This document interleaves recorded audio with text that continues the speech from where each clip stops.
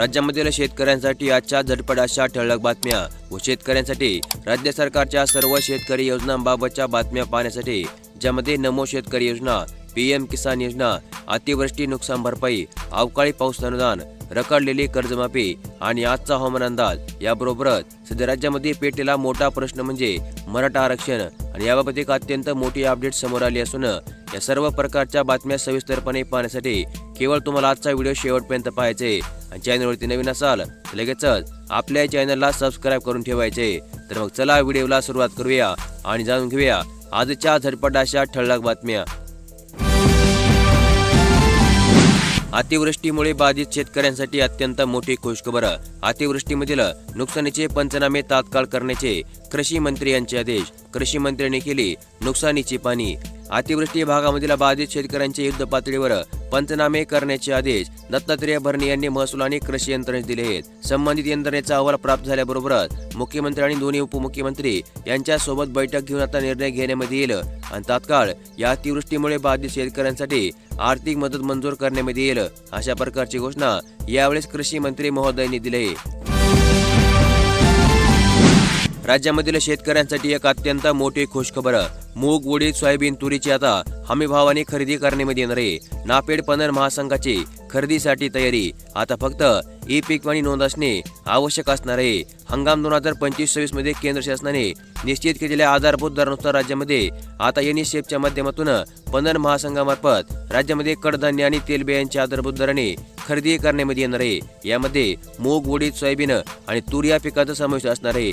तसेच या खरेदीसाठी आता ई पीक पाणी असलेला 7/12 उतारा आवश्यक असणार आहे आणि खरेदी प्रक्रिया शेतकऱ्यांच्या हितासाठी पारदर्शक, कार्यक्षम आणि संपूर्णपणे ऑनलाईन प्रणालीद्वारे आता पार पाडण्यामध्ये येणार आहे। तसेच तुरीची 8,000 रुपये दराने तर मुगाची 8,768 रुपये आणि उडीद या पिकाची 7,800 रुपये एवढ्या हमीभाव दराने आता नाफेडच्या मार्फत खरेदी करण्यामध्ये येणार आहे।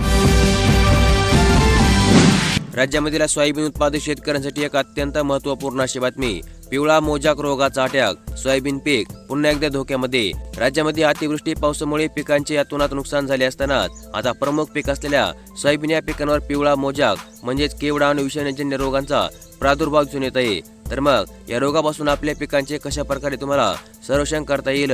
तर पिवळा मोजाक रोग असलेली झाडी किंवा पाणी दिसून येतात ते वेळोवेळी तात्काळ समूळ उपटून काढून बांधावर न फेकता जाळून किंवा जमिनीमध्ये पुरून टाकावेत, जेणेकरून निरोगी झाडावर होणारा किड्यांचा आणि रोगांचा प्रसार कमी होईल व रोगांच्या प्रसारास कारणीभूत असलेल्या पांढरी माशीच्या व्यवस्थापनासाठी पिकांवर रोगांची लक्षणे दिसतात काही प्रतिबंधक उपाय म्हणून कृषी तज्ञांच्या सल्ल्याने कीटकनाशकाची फवारणी करणे आता आवश्यक असणार आहे आणि यानुसार आपल्या पिकांची काळजी घेऊन हा रोग तुम्ही नियंत्रणामध्ये आणू शकता। राज्यामधील कापूस उत्पादक शेतकऱ्यांसाठी एक अत्यंत महत्त्वपूर्ण अशी बातमी। शेतकऱ्यांनी कपास किसान ॲपद्वारे आपल्या कापसाची नोंदणी करून घेण्याचे आता आवाहन करण्यामध्ये येते। भारतीय कपास निगम लिमिटेडच्या माध्यमातून कृषी उत्पन्न बाजार समितीवर कापूस खरेदी सुरू होणार असून यासाठी शेतकऱ्यांनी कपास किसान ॲप आपल्या मोबाईलमध्ये डाउनलोड करून कापूस विक्रीसाठी ऑनलाईन नोंदणी करून घ्यायचे अशा प्रकारचे आवाहन कृषी उत्पन्न बाजार समितीचे सभापती AJ बोराडे आणि संचालक महामंडळाच्या वतीने सर्व शेतकऱ्यांना करण्यामध्ये येते।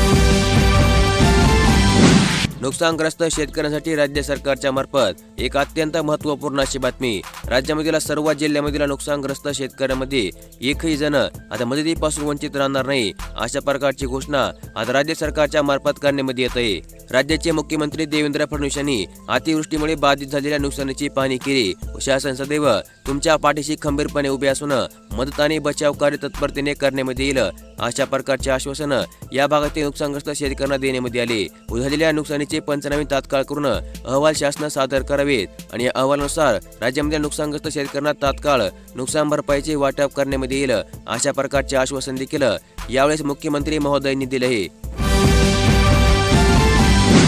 अतिवृष्टीमुळे झालेल्या नुकसानीचे पंचनामे काटकसरीने करून घेण्याचे शेतकऱ्यांना आवाहन। शेतकऱ्यांनो, पीक कापणी पूर्वकडे बारकाईने लक्ष द्या. आमदार राणा जगजितसिंग पाटील यांनी केले आहे शेतकऱ्यांना आवाहन. अतिवृष्टी आणि सततच्या पावसामुळे राज्यामध्ये खरीप पिकांचे मोठ्या प्रमाणावर नुकसान झाले आणि या पार्श्वभूमीवर शेतकरी पीक विमा नुकसान भरपाईसाठी पात्र आहेत का नाही हे ठरवण्यासाठी मूग आणि उडीद पिकांचे पीक कापणी प्रयोग आता सुरू करण्यामध्ये आले आहेत. आमदार राणा जगजितसिंग पाटील यांनी या प्रक्रियेकडे बारकाईने लक्ष देण्याचे आवाहन आता या शेतकऱ्यांना करण्यामध्ये येते, ज्या अंतर्गत तुमच्या पिकांचा योग्य तो उतारा लागेल आणि त्या अंतर्गत तुम्हाला योग्य ती नुकसान भरपाई प्राप्त होईल. संकटाच्या काळामध्ये शेतकऱ्यांना गणपती बाप्पा पावला. कृषी समृद्धीसाठी आता पहिल्यांदाच तब्बल 145 कोटी रुपयांची तरतूद राज्य सरकारच्या माध्यमातून करण्यात येते. शेतकऱ्यांच्या उत्पन्नामध्ये वाढ व्हावी आणि शाश्वत शेतीला प्रोत्साहन देण्यासाठी राज्य सरकारने 2025-26 पासून कृषी समृद्धी योजना सुरू केली आहे आणि या योजनेअंतर्गत आता एकूण 145 कोटी रुपयांची तरतूद करण्यामध्ये आली असून यामध्ये 129.7 कोटी रुपये प्रचलित योजनांसाठी आणि स्थानिक गरजांनुसार तयार करणाऱ्या योजनांसाठी 16.13 कोटी रुपये उपलब्ध करून देण्यामध्ये आले आहेत आणि हे पैसे आता ज्या शेतकऱ्यांना गरज आहे यांच्या बँक खात्यामध्ये मागणीनुसार आता हवे तसे जमा करण्यामध्ये येतील, अशा प्रकारची माहिती राज्य सरकारच्या कृषी विभागाअंतर्गत जाहीर करण्यामध्ये आली आहे. राज्यामधील कापूस उत्पादक शेतकऱ्यांसाठी एक अत्यंत महत्त्वपूर्ण अशी बातमी. कापूस खरेदीसाठी 1 सप्टेंबर पासून आता होणार आहे नोंदणी प्रक्रियेला सुरुवात. देशामधील कापूस उत्पादक शेतकऱ्यांच्या कापसाची आता नाफेड आणि शिष्य अंतर्गत शासकीय कापूस खरेदी सुरू करण्यामध्ये येणार असून ज्या शेतकऱ्याला आपल्या कापसाची हमी भावाने विक्री करायची आहे अशा शेतकऱ्याला आता त्यांच्या कापसाची नोंदणी असणे आवश्यक असणार आहे आणि यामुळेच आता 1 सप्टेंबर पासून ही नोंदणी सुरू करण्यामध्ये येणार असून ज्या शेतकऱ्याला आपल्या कापसाची हमी भावाने विक्री करायची आहे अशा शेतकऱ्यांनी तात्काळ या अंतर्गत आपल्या कापसाची नोंदणी करून घ्यावी, अशा प्रकारचे आवाहन आता कृषी विभागाच्या मार्फत करण्यामध्ये येते. मराठा आरक्षण संदर्भातील एक अत्यंत महत्त्वपूर्ण अशी बातमी. सरकारचे एक पाऊल पुढे. हैदराबाद गॅजेट लागू करण्यास तत्वज्ञ मान्यता. सातारा गॅजेटवरून तिढा आणखी देखील कायम आहे. मराठा आंदोलक मनोज जरांगे पाटील यांच्या आंदोलनावर मार्ग काढण्यासाठी राज्य सरकारने शनिवारी आता एक पाऊल पुढे टाकले असून मराठवाड्यामधील मराठा समाजाला कुणबी दाखले देण्यासाठी हैदराबाद गॅजेट लागू करण्यास आता राज्य सरकारने तत्वता मान्यता दिली असल्याची माहिती मराठा समाजाच्या कुणबी नोंदी शोधण्यासाठी नेमलेल्या न्यायमूर्ती संदीप शिंदे यांच्या कमिटीने जरांगे पाटील यांच्यासोबत चर्चा करून दिली आहे. 2024च्या पीक विम्याची वाट पाहत असणाऱ्या शेतकऱ्यांसाठी एक अत्यंत मोठी खुशखबर. खरीप 2024 पीक विमा जमा होण्यास आता सुरुवात झाली आहे. तुमचे पैसे आले का येते चेक करा. 8,43,000 शेतकऱ्यांना मिळणार 400 कोटी रुपयांचा पीक विमा. पीक विमा कंपन्यांच्या मार्फत आता यादी अपलोड करण्यामध्ये आले आहेत. तर मग सूत्रांनी दिलेल्या माहितीनुसार खरीप 2024 मध्ये 17,14,000 शेतकऱ्यांनी पीक विमा भरला होता आणि या अंतर्गत अतिवृष्टीमुळे बाधित झालेल्या शेतकऱ्यांपैकी 8,43,000 शेतकरी हे पीक विम्यासाठी पात्र ठरले होते आणि आता या शेतकऱ्यांच्या बँक खात्यामध्ये राज्य सरकारच्या मार्फत 2024च्या पीक विम्याचे पैसे जमा करण्यास सुरुवात झाली आणि हे पैसे तुमच्या देखील बँक खात्यामध्ये जमा झाले नसतील तर पुढील 2 दिवसांमध्ये सरसगटपणे जमा करण्यामध्ये येतील, अशा प्रकारची माहिती मुख्यमंत्री महोदयांच्या मार्फत देण्यामध्ये आली आहे. राज्यामधील सोयाबीन उत्पादक शेतकऱ्यांसाठी एक अत्यंत मोठी खुशखबर.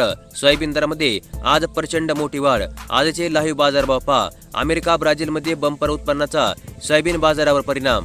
राज्यामधील सर्वात मोठी सोयाबीनची बाजार समिती असलेल्या लासलगाव कृषी उत्पन्न बाजार समितीमध्ये आज सोयाबीनला किमान 4,770 रुपये, कमाल 4,650 रुपये आणि सर्वसाधारण 4,681 रुपयापर्यंत बाजारभाव पाहायला मिळाला. महाराष्ट्र राज्यामध्ये आता नवीन 22 जिल्हे निर्माण होणार. 49 तालुक्यांची निर्मिती होणार. पहा नवीन जिल्ह्यांची यादी. महाराष्ट्रामध्ये प्रशासकीय सोयीसाठी आणि विकासाला गती देण्यासाठी लवकरच 22 नवीन जिल्हे आणि 49 तालुके तयार होण्याची शक्यता वर्तवण्यामध्ये येत आहे. सोशल मीडियावर या प्रस्तावाची जोरदार चर्चा असून सध्या हा निर्णय विचाराधीन आहे आणि तो प्रत्यक्षमध्ये आल्यास दुर्गम भागातील नागरिकांना सरकारी सेवा आता अधिक सहजपणे उपलब्ध होतील, अशा प्रकारची माहिती राज्य सरकारच्या मार्फत सध्या समोर येत आहे. तर मग चला जाणून घेऊया आजचा हवामान अंदाज. सावध राहा. उत्तर महाराष्ट्र आणि कोकणामध्ये पावसाचा पुन्हा एकदा जोर वाढणार. भारतीय हवामान विभागाच्या अंदाजानुसार आज म्हणजे 1 सप्टेंबर रोजी मुंबई, ठाणे, रायगड, रत्नागिरी, सिंधुदुर्ग या कोकण किनारपट्टीला पावसाचा जोरदार तडाखा बसण्याची शक्यता वर्तवण्यामध्ये येते.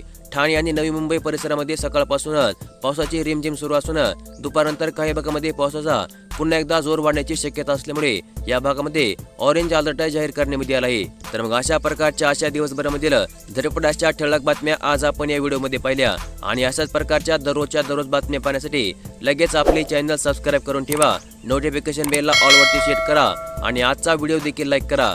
धन्यवाद।